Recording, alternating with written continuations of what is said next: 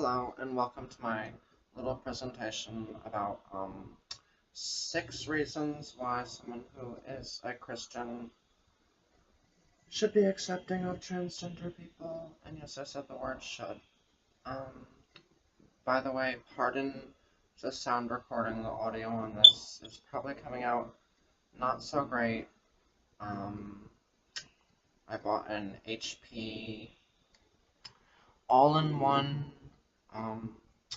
recently, and having some issues with it. Not my favorite computer that I've ever bought. Okay, so first to get things started, I want to say that I am not being flippant with Yeshua, the Master's teachings, or as some call him Jesus, or Christ, or Cosmic Christ.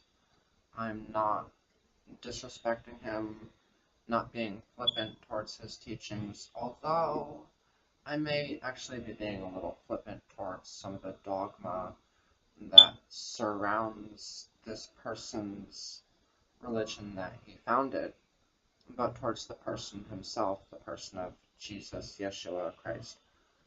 There is no flippancy or disrespect intended or acknowledged in this video presentation in any way. But to get things started, reason number 1 why someone who is a Christian should be accepting of transgender people like myself. Yeshua was a boy, and as you can see by most of the pictures representing him, he did not wear pants, he wore a dress.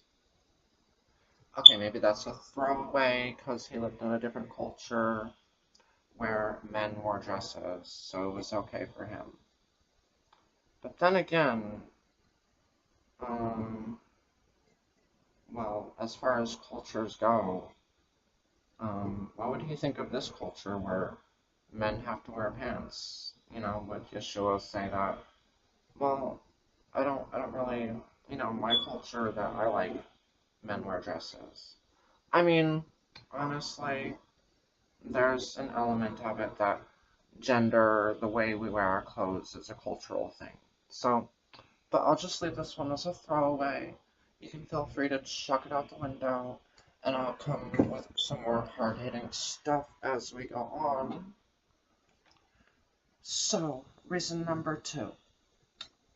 And I'm not going to be quoting verses and chapters, you'll have to forgive me, but anyone who's a Christian should be well versed in the actual 4 Gospels and the things that come straight from the horse's mouth, so to speak. So the second point is that Yeshua said that there are only 2 greatest commandments, and that if you follow these 2 commandments, then everything else is just going to fall into line. All you have to do is remember these 2. Number 1, love the Lord thy God with all thy heart, with all thy mind, with all thy strength, with all thy spirit. Love thy neighbor as thyself. Now, if someone comes out, whether they're a woman biologically, and they say, inside, in here, and in my heart, I feel more like a man. Whoa.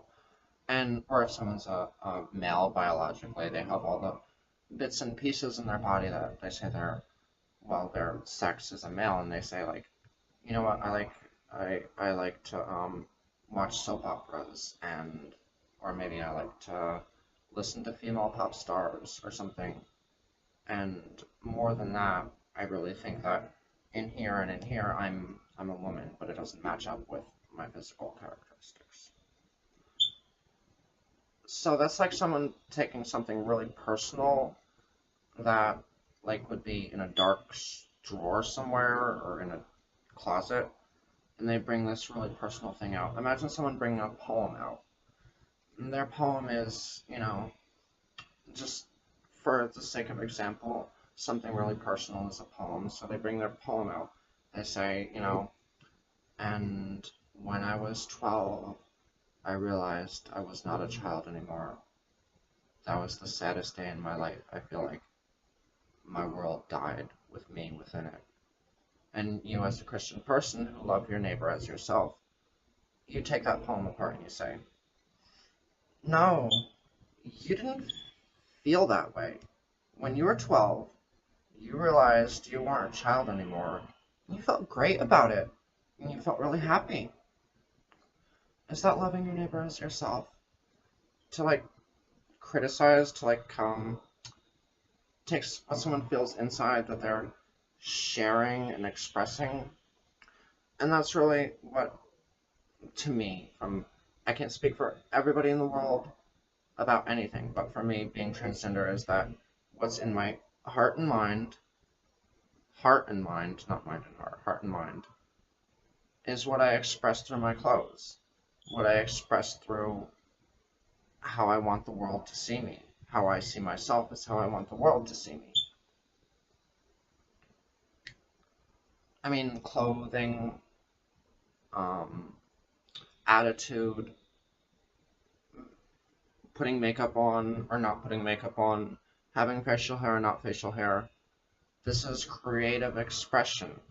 So I want my clothes, my style, my mannerisms, everything about me should manifest, should express what's in here. So, to take the poem example, if you tear that person apart, you know, you have your little chopping knife and stuff, and you say, excuse me, when you were 12, you felt great about being an adult. You felt wonderful that you weren't a child anymore. Then you could put away childish things. That's what it says in the Bible. That is ripping that person what they're giving you. I mean, they might not be bothered by what you're saying, but maybe they will be. Maybe they'll be really, really hurt. But anyway, what you're saying is they give you this piece of themselves that they take out of a dark drawer. And you're going to say, that's not true. That's not what you felt. And it's the same thing with being transgender. To say that, you know, loving your neighbor as yourself is accepting. I think it's fair to say that as long as someone's not hurting the person to their left or the person to their right, they're just expressing how they feel about themselves. Like, hey, I feel like a woman.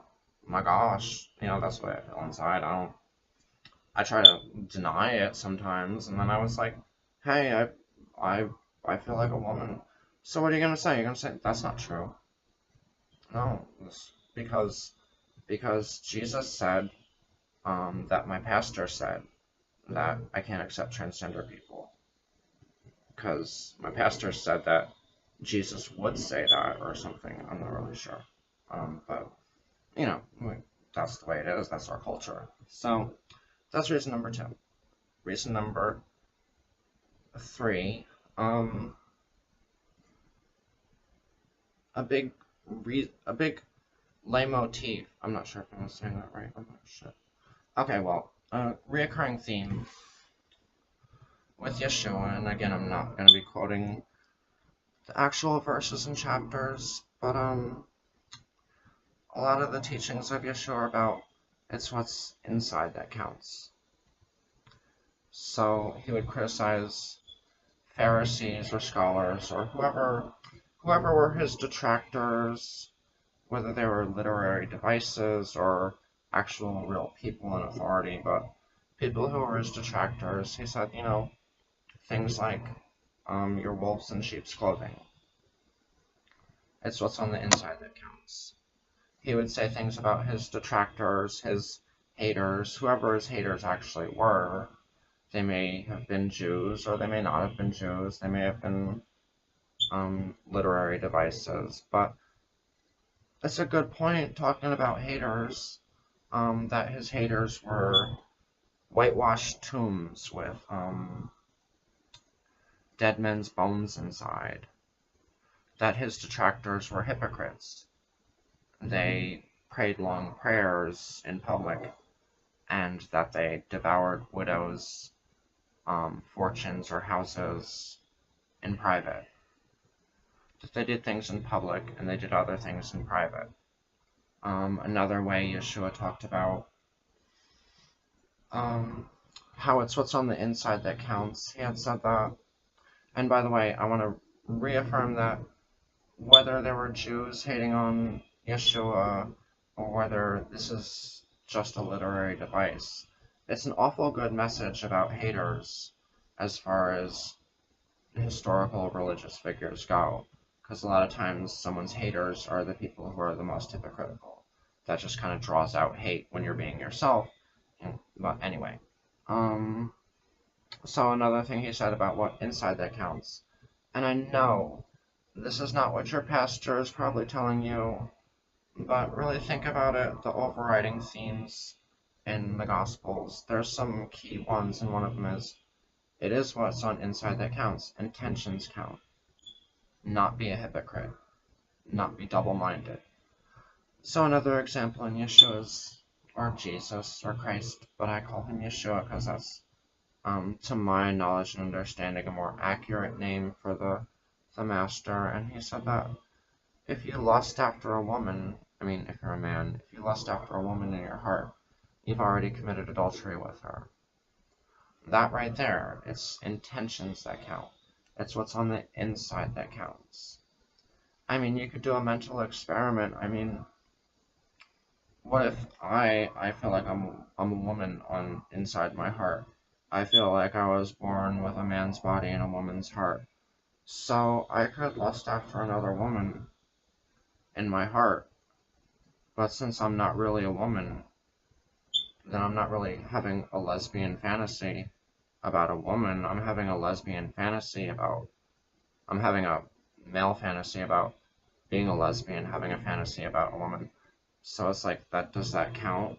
No, because it does count, because it's what's on the inside of the heart that counts. And other examples, and you should know this, if you're a Christian, this should be like the first thing you come up with when you read the 4 Gospels is, what is Jesus saying?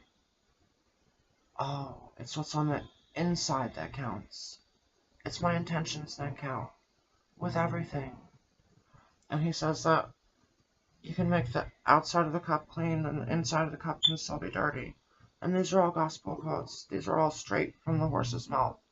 I'm not quoting other people. I'm not quoting Paul or Peter or Timothy. I'm quoting Yeshua himself in his own words. It's what you can watch the outside of the cup. And I'm sorry for the bad recording. I wish this audio worked better, but there's some demons trying to undermine my work in this world. I'm working on, battling those demons and pushing them back where they belong. But they seem to have infiltrated my microphone and giving me a not so great recording. But if Yeshua said you can wash the outside of the cup, but if the inside of the cup is dirty, it doesn't matter. But you can wash the inside of the cup and the outside of the cup will be clean on its own. And you can look through the 4 Gospels over and over again. It's what's on the inside that counts. And someone who's transgender is saying that on the inside of my cup, I'm a female, and on the outside of the cup, I'm a male.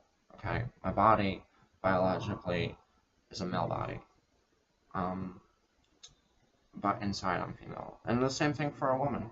A woman, and I'm not speaking for everyone who's transgender, but I think this is safe to say that a woman may feel like on the inside of my cup, I'm a woman. I'm a woman in male clothing. Because it's what's on the inside that counts, good or bad. If you're a good person on the inside, then that's what counts, not what's on the outside. Another example. How do you know a tree? By their fruits. You shall know them. It's what's on the inside that counts. If someone is born in a male body, but they like to watch soap operas, they are a stay-at-home mom, but they have a male body. But they're the one who's changing the diapers. They're the one who's putting the bottle in the mouth. They're the one who's getting the kid ready for preschool. They're the one who's doing the dishes. And they're the one who's cooking supper and dinner. Okay, they can wear a dress too.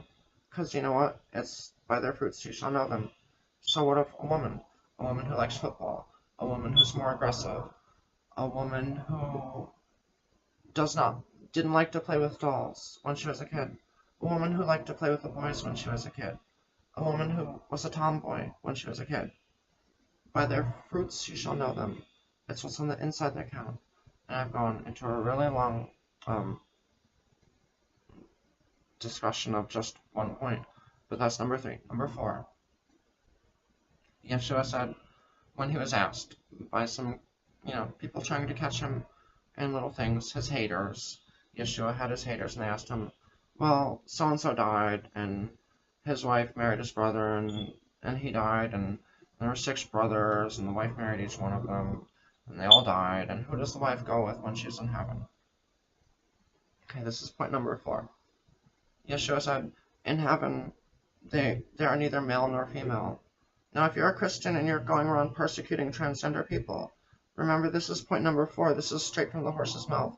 This isn't what your pastor said. This isn't what Donald Trump said. This isn't what the Christian right said. What did Yeshua say? In heaven they are neither male nor female, but they are like the angels. And we know an angel, in Christianity, a lot of us who were into Christianity, or who still are, we have this idea that the angels, Angel Gabriel, or your guardian angel, can come in either male or female, because they're neither, but they'll come to you the one you need. So if your car breaks down, or no, that's not the example I was going to use, hold on. If you're driving, and there's going to be an accident on the bridge 2 miles ahead of you, and you need to take the turn off, and your guardian angel is going to come to you. Now, if you're a woman, and you're afraid that if you pick up some strange guy with his car broken down, and he says he needs a ride home, you're a woman going home to your family, you're not going to pick up that strange guy. Alright, so that might be your guardian angel trying to get you to not go over this bridge where there's going to be an accident that's going to end your life. So your guardian angel is going to come to you as a younger woman who looks harmless, who just needs a ride home. You pick her up because you're, out of the kindness of your heart, you're going to pick up a stranger whose car broke down, drive this stranger home, bam, you are saved from the accident that was not meant for you, not at this time. So your guardian angel came as a woman, but your guardian angel is neither. And then if you're a man, suppose you have a really jealous wife. She's nice enough, it's a good marriage and everything, but she is extremely jealous. And if you see a woman on the side of the road with her car broke down, that's your guardian angel trying to get you to not go over this bridge, that there's going to be an accident, because it's not your time to go. Your guardian angel is not going to come out to you as a cute younger girl. Your guardian angel is going to come out to you as a non-threatening looking male whose car broke down. You're just going to give him a ride home, because your wife's not going to be jealous of something like that. Your guardian angel is going to come to you in the male or female as the occasion necessitates, as the occasion dictates. And part of this point number 4, in heaven they are neither male nor female, but they're like the angels. Yeshua also said those who worship God must worship him in spirit and in truth, because God is spirit, and he is seeking people to worship him in spirit and in truth. Okay, so is spirit male or female? And this is like 4, but with a B. This is point B. Is spirit male or female? Or is spirit both? I know we're taught to say God the Father, but is spirit really male? Does spirit have a male body? Does he have the parts and pieces that make him a man? So how is God a man? How are we figuring this out? Because it's what's on inside that counts. And those who seek to worship him must worship him in spirit and in truth. And in truth, if my truth is that I'm a woman in my heart and a man in my body, or if my truth is that I have a vagina, but inside, in here and here, I'm a man. I'm everything it takes to be a man. Just like God is everything it takes to be a man. But he don't have a penis, right? I'm not trying to be sacrilegious, but how is God a father? How is God a man if he doesn't have the parts and pieces that make him a man? Because it's what's on the inside that counts. Which is back to point number 3, but it goes well along with point number 4, B, if you're following me. Do I need to recap this? Angels are neither male nor female. So if we're in the spirit, we're not male or female, or maybe we're both. Our spirit's male, or they're Jezebel spirits that are female. What if a Jezebel spirit is in a man's body? Just something to think about. And what if a Jezebel spirit isn't in a body? Is a Jezebel spirit without a vagina, without breasts and a vagina? Is that still a Jezebel spirit? What makes a Jezebel spirit female? Well, okay, and you might say that, well, God wouldn't put a Jezebel spirit in a man's body. You know, God wouldn't put, like, what's a male spirit? I don't know. I don't know what a Christian word for a male spirit, but God wouldn't put a male spirit in a female body. You know, Jesus wouldn't do that. God don't make mistakes. Hello, God gives some people bodies with a penis and a vagina. Obviously, he likes variety. Otherwise, we'd all still be black. You know? We'd all still be in Africa. Black. But no, God said, you know what, there's enough black people. I need to spice things up a little bit. I need to have some white people. Some people with their eyes a little different. I need to have some people that don't grow facial hair. You can't have everything all the same, right? That's not good. God likes variety. And yes, God will put someone in a body with a penis and a vagina, because he likes to spice it up. He don't like everything all the same. Alright, reason number 5. Why a Christian person should be accepting of transgender people. Where was I going with this? Oh, because I believe I'm a woman. I have a penis, but I believe I'm a woman. Or vice versa, I have a vagina, but I believe I'm a man. Well, Yeshua said to one who believes all things are possible. Oh, but not that. For you, maybe, but for me, it's possible. And I think the golden rule is here, if I believe it, and I want to live it, and it's not hurting anyone. I'm not saying I believe I'm a woman and I want to be, you know, something bad, a serial killer or something. Like, okay, then you got me, you know, like, oh, hey, I'm going to be a serial killer woman. No, I'm not hurting anyone. And if someone believes that they're transgender, they're not hurting anyone. They're not hurting the person that are around them. They're not sending forth hatred. They're not using a pair of scissors or a sharp knife to cut people around them into little pieces when they, you know, tell their innermost truth. You know, that's what I believe. I'm not hurting you.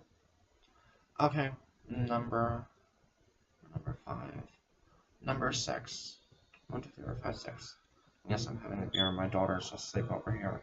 And it's been a long day with playing and kids shows and YouTube unboxing and everything. And I am just enjoying my night and putting this video out. Reason number 6, right? Reason number 6. Yeshua himself talked about gender role reversal.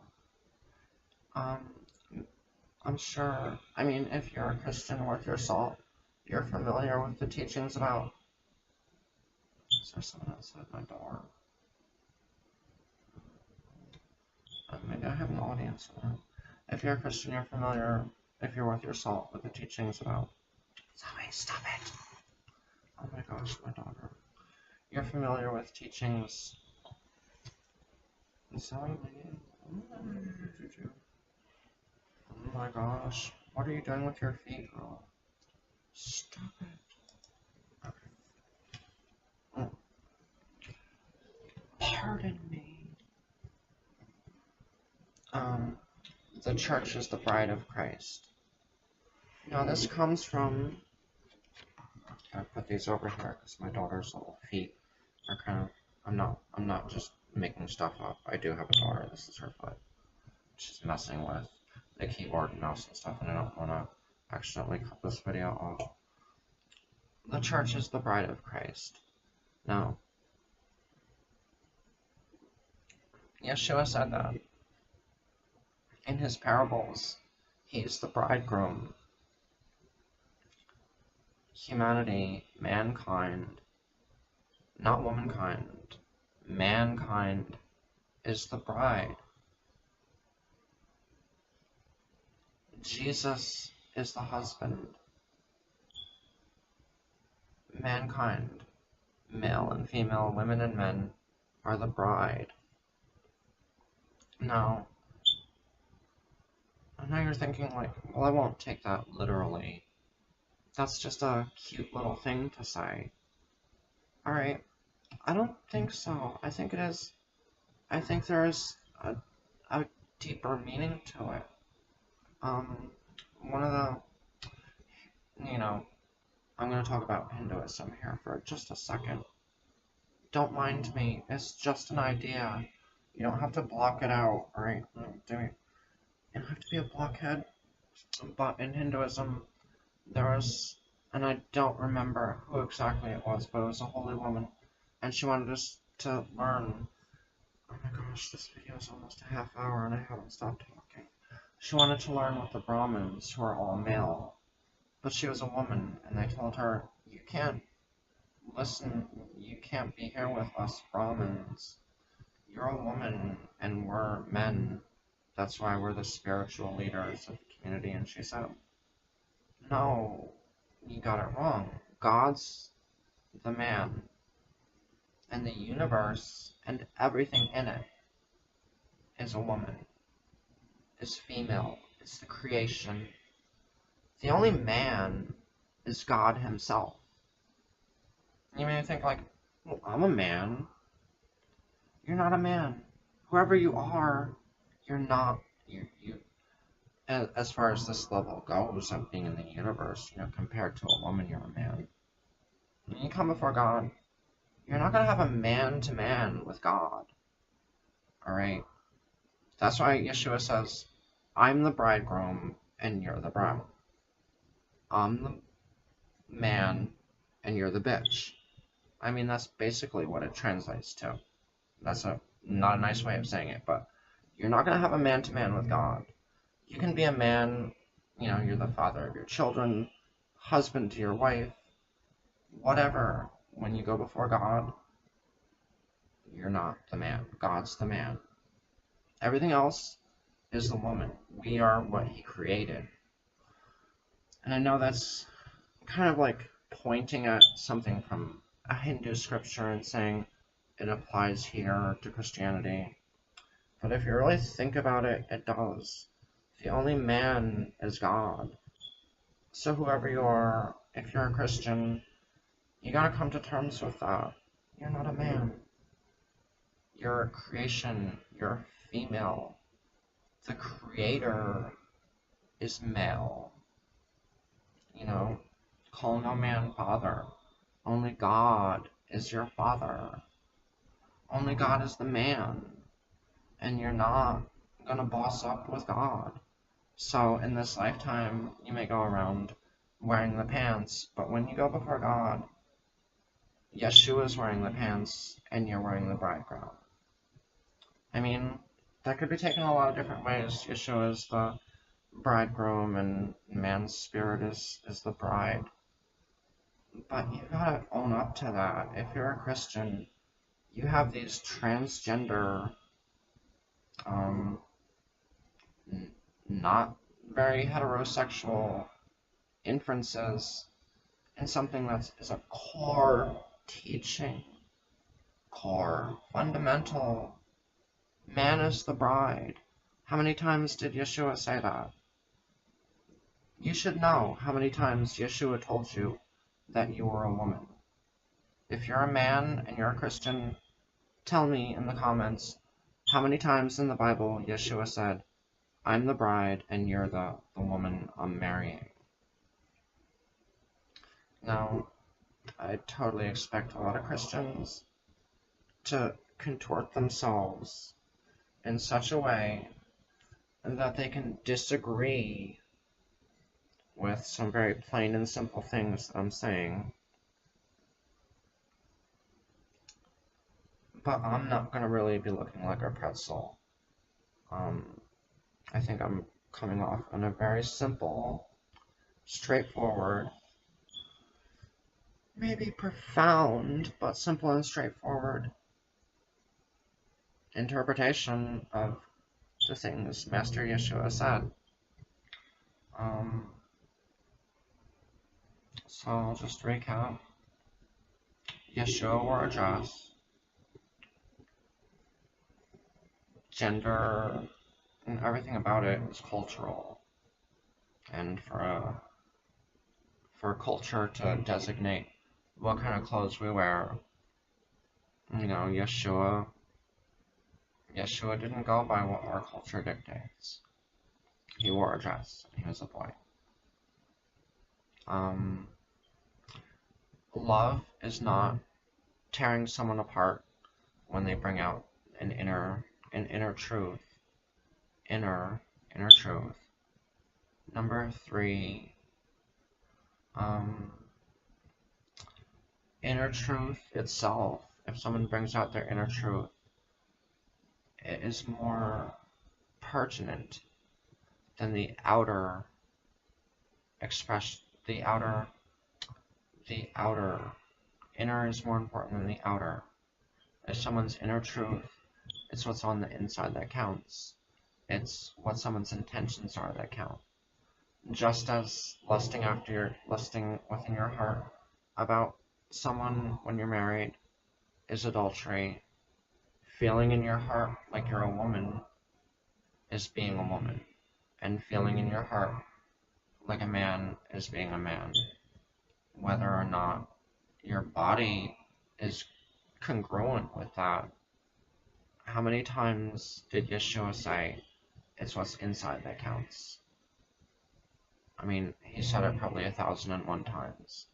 It's your intentions that count, it's what's inside that counts. In heaven, they're neither male nor female. Let's just talk about that. Our spirits, male and female, etc. Number 5. What was number 5? What's that? I don't remember what number 5 was. Oh my gosh. Alright, well, number 6. Yeshua is the man, and you're not, whoever you are. Alright, bye, beautiful people that took the time to watch my lengthy video about what, to me, is a simple idea, or a series of simple ideas. And I'll stop talking now. Bye, like and subscribe.